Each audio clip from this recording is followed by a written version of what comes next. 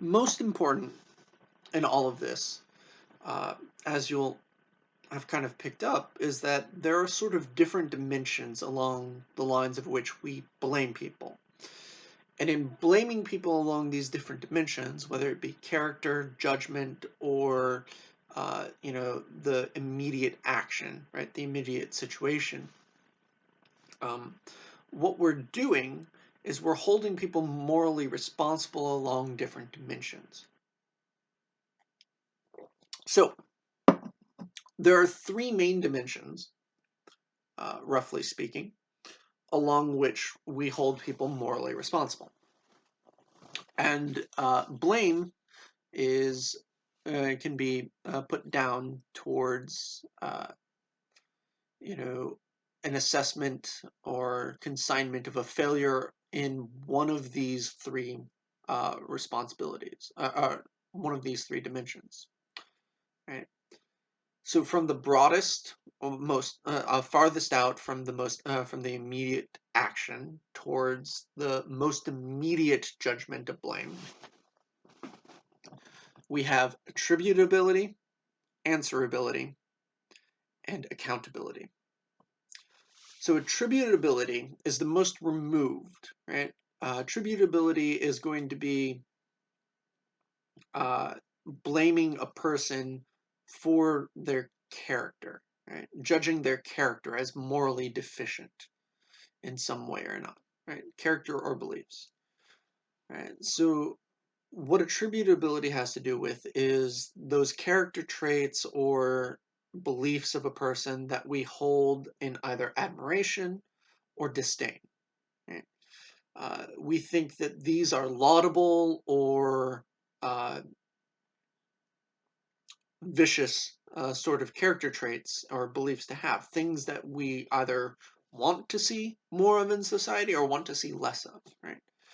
And in attributability, right, it's there in the name. We're attributing a moral character to people based off of these traits and beliefs. Right? It doesn't matter if someone is never has the ability to act on racism. We tend to think racism is wrong, right? You can live in a hut in the middle of nowhere on, the side of some mountain, being a racist, and we would still think it was wrong, even though you never interacted with anyone or lived a life that in any way allowed you to act on the racism, right? We think that the beliefs or the character is wrong.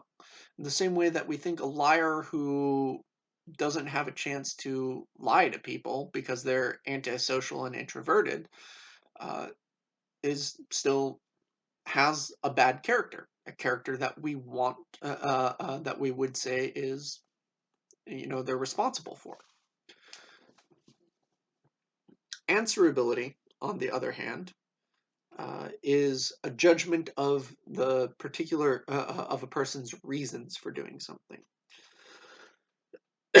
So answerability connects up with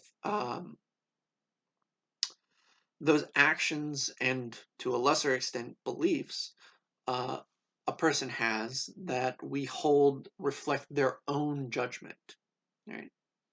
And for which they are either proud or regretful of. Right? Someone does something wrong, but they didn't know any better and they're still regretful of it, right? Then we think that, okay, we can hold them responsible, right? If they're proud, we can hold them perhaps doubly responsible. Right?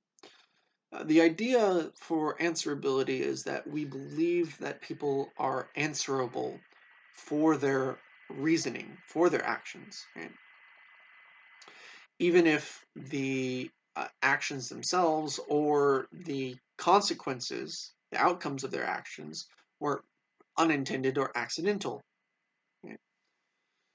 Because it's the actions that they took are still a reflection of their judgment, right, in the situation.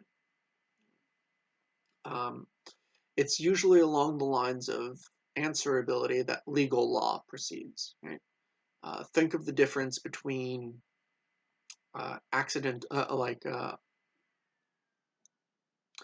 accidental manslaughter, right, and homicide, right? In fact, just think of the difference between the degrees of homicide. All the categories of homicide are divided based off of the level of premeditation. And then you separate that out from manslaughter, which is considered an act of passion, right? Usually in self-defense. So someone can be charged for manslaughter even in the case of self-defense, right? And we think that they might have to answer for those actions. The action itself is wrong, even if the judgment behind it was sound, right? Or even if the action itself is understandable, we still consider it wrong. We consider that the judgment is perhaps unsound or what have you, versus murder, where it's explicitly premeditated. And then finally, accountability. Accountability is judgment of empathy. Right? It's the immediate, when we blame someone for something and when we go to hold them morally responsible for their actions, and the immediate judgment is in a judgment of accountability. Right?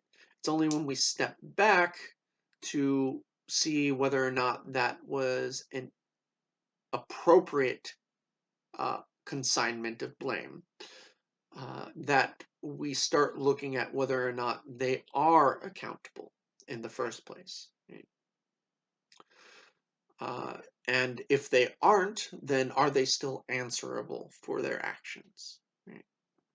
So accountability, or the judgments thereof, have to do with those actions and beliefs that affect how we regard a person as an agent, right? As a moral individual capable of existing in moral interactions. Remember, going back to the lectures from week 10, week 10 on evolutionary bio, empathy is a key feature for how we can conceive of and think of morality, right? We can't have morality without empathy. Sympathy isn't enough. It needs to be empathy. We need to be able to see that we can feel with and for others, right? That we can empathize with them, with their own situations. Otherwise, it's not moral. It's just altruism. It's cost-benefit analysis, right? So in this case, we hold people accountable for their actions based on their ability to be empathetic or responsive, sensitive to a situation. Right? If they can't feel the nuance or whatnot of a situation, we might consider them to have mitigated accountability. Right?